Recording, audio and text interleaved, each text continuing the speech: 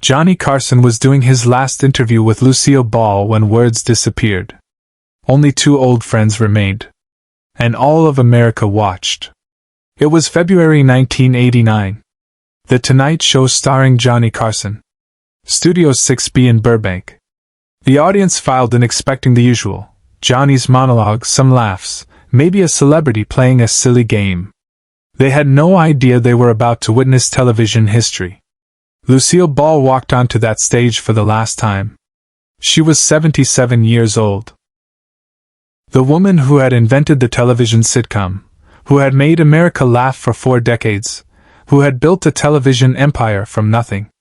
She wore an elegant outfit, perfectly put together, every hair in place, the consummate professional she'd always been. But Johnny saw something else when she sat down in that guest chair.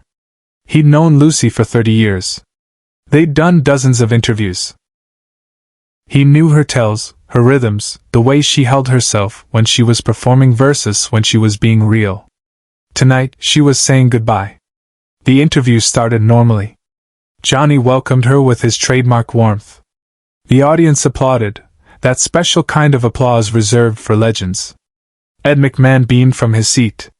Doc Severinsen and the band played her off gently. Lucy settled into the chair across from Johnny's desk, crossing her legs, her hands folded in her lap with practiced grace. She smiled that famous smile. But Johnny noticed her hands. They were trembling slightly, clasped together to hide it. "Lucy," Johnny said, his voice carrying that perfect late-night tone he'd mastered over 27 years of hosting. "It's always wonderful to have you here." "It's wonderful to be here, Johnny," she replied, her voice still strong despite her age. "Though I have to say, these chairs get harder every year." The audience laughed. Johnny laughed. The interview was off to a perfect start. They talked about the old days. "I Love Lucy." The Lucy Show. Working with Desi. The early days of television when nobody knew what they were doing and they were all making it up as they went along. Lucy told stories with practiced ease. She told them 1,000 times, but she made them feel fresh, intimate, like she was sharing secrets with an old friend. Johnny asked his questions from the blue cue cards on his desk, but he was watching her face more than reading his notes. Something was different tonight. In the pauses between laughs, in the moments when she thought the camera wasn't on her, he saw something in her eyes. Exhaustion. Not the normal kind, the kind that comes from years, from battles fought, from knowing your time is running out. Carson stopped mid-question. The entire studio sensed the shift. They were 15 minutes into the interview. Johnny had just asked Lucy about her plans for the next year. Standard question, expected answer about maybe doing a TV movie or a guest appearance somewhere. Lucy looked at him for a long moment. The smile faded. Her hands, still clasped in her lap, tightened. "Johnny," she said quietly, "can I tell you something? Really tell you something?" Johnny set down his cue cards. The audience went silent. That instinctive hush when people sense something real is about to happen. "Of course, Lucy. Anything. I'm tired," she said simply. "I'm so tired, Johnny." The studio held its breath. This wasn't comedy. This wasn't a setup for a punchline. This was Lucille Ball, television's most powerful woman, admitting vulnerability on live television. Johnny leaned forward, his elbows on the desk, his full attention on her. "What do you mean?" "I mean I've been doing this for 50 years, Lucy said, her voice steady but carrying in weight that made every person in the audience lean forward. 50 years of early calls and long days and making people laugh. And I loved it. God, I loved it. But Johnny, I'm 77 years old. And I'm tired." Ed McMahon, sitting to Johnny's right, had tears forming in his eyes. Doc Severinsen lowered his trumpet, watching. The camera stayed locked on Lucy and Johnny. "Are you saying?" Johnny started then stopped. He knew what she was saying. But he couldn't quite bring himself to ask the question. "I'm saying this is probably the last time I'll sit in this chair," Lucy said, her voice breaking slightly. "And I wanted to be here. With you. Because if I'm going to say goodbye to television, I want to say it to the person who understood it best. Subscribe and leave a comment, because the most powerful part of this story is still ahead. To understand what happened next, you need to understand what Lucy and Johnny meant to each other.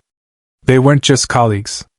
They were the last survivors of a specific era, the people who had invented modern television, who had figured out how to make this strange new medium work, who had turned flickering images in living rooms into the most powerful cultural force in American history. Lucy had started in the 1950s when television was experimental, when nobody knew if sitcoms would work, when she had to fight CBS executives who didn't think a woman could run a production company. She'd proven them all wrong. I Love Lucy became the most watched show in America. Desilu Productions became a powerhouse. She'd paved the way for every woman in television who came after her. Johnny had started in the early 1960s, taking over The Tonight Show when nobody thought he could fill Steve Allen's shoes. He'd made late-night television an institution. For 27 years, he'd been the person America said goodnight to. Presidents courted his approval. Comedians lived or died by their Tonight Show appearances. He was the king of late night, and everyone knew it. But more than that, they understood each other. They'd both built their careers on making people laugh while carrying private pain. Lucy had been through a devastating divorce from Desi, had raised 2 kids while running a studio, had fought constantly to be taken seriously in a business run by men. Johnny had been married 4 times, struggled with depression, used humor as armor against a world that wanted pieces of him he couldn't always give. They'd sat in the studio together dozens of times over the years. Lucy promoting a news show. Johnny asking gentle questions. Both of them understanding that beneath the performance was something real. 2 people who'd given their entire lives to television and weren't sure if it had been worth it. Tonight, in February 1989, Lucy was finally answering that question. "You know what I'm most proud of, Johnny?" she said, her eyes locked on his. "It's not the Emmys. It's not the shows or the ratings or any of that. It's that I made people laugh. For 50 years, people came home from hard jobs and difficult lives, and for 30 minutes, they forgot their problems because I was doing something stupid on their TV screen." Johnny nodded slowly. "I know exactly what you mean." "You do," Lucy said and smiled, a real smile now, not the professional one. "That's why I wanted to be here tonight. Because you're the only other person who really understands. We gave our lives to this. And it mattered, didn't it, Johnny? Tell me it mattered." Backstage, he made a choice no producer would have ever allowed. Johnny Carson had interviewed thousands of people.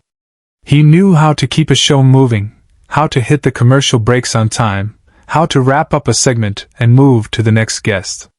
The control room was probably screaming at him through his earpiece to wrap this up, to go to commercial, to keep the show on schedule. He pulled the earpiece out and set it on his desk. The audience saw it. The control room saw it through the monitors. Everyone understood what it meant. Johnny Carson was going off script. He reached across the desk and took Lucy's hand. "It mattered," he said, his voice rough with emotion. "Lucy, it mattered more than you know. You changed television. You changed comedy. You showed everyone, men and women, what was possible if you were brave enough and talented enough and stubborn enough to not take no for an answer." Lucy's eyes filled with tears. "I'm scared, Johnny." "Of what?" "Of being forgotten. Of people remembering the show but not remembering what it took to make it. Of dying and having people say, oh, she was funny without understanding that funny was the hardest thing in the world to be. Every single day." Johnny squeezed her hand. "They won't forget. I won't let them forget. Promise me something," Lucy said, leaning forward, her voice dropping to almost a whisper but still caught perfectly by the microphones. "Promise me you'll tell them. When I'm gone, you tell them it was hard. Tell them it took everything. Tell them I loved it anyway.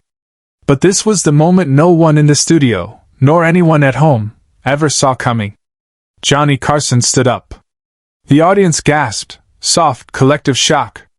Hosts didn't leave their desks during interviews. It wasn't done. The desk was the throne, the position of power and control. But Johnny walked around it. He crossed a few feet to where Lucy sat and knelt beside her chair. Not in front of the cameras trying to make a moment. Just beside her, like a friend sitting with a friend. "I promise," he said quietly. "But Lucy, you need to promise me something too." "What?" "Promise me you'll remember that you did it. That you succeeded beyond anyone's wildest dreams. That there's not a comedian alive who doesn't owe you something. That you mattered." Lucy looked down at him, this man who had been the king of late night for nearly 3 decades, kneeling beside her chair on live television, and she started to cry. Not the delicate tears of a performance. Real body-shaking sobs. Johnny held her hand and let her cry. The audience was crying too. Ed McMahon was wiping his eyes with a handkerchief. Doc Severinsen had his hand over his mouth. The cameras kept rolling because everyone understood they were witnessing something sacred. When Lucy finally composed herself, she looked at Johnny with absolute clarity. "Thank you," she whispered. "For all of it. For every interview. For every laugh. For understanding." Johnny stood slowly, his knees creaking. He was 63 years old himself, not the young man who'd taken over this show in 1962. He walked back to his desk but didn't sit down. Instead, he opened his desk drawer and pulled out something small. A cue card. But not one of tonight's cards. This one was old, yellowed at the edges, the handwriting faded. "Do you remember this?" Johnny asked, holding it up. Lucy squinted at it, then her eyes widened. "Is that May 1960? Johnny said. "The first time you were a guest on a talk show I hosted. Before The Tonight Show, when I was doing that afternoon program nobody remembers. You didn't have to come. You were already the biggest star in television. But you showed up for a kid who was terrified he was going to fail." He turned the card so the camera could see it. Written in Lucy's distinctive handwriting were 3 words. "You'll be fine." "I kept it," Johnny said, his voice breaking.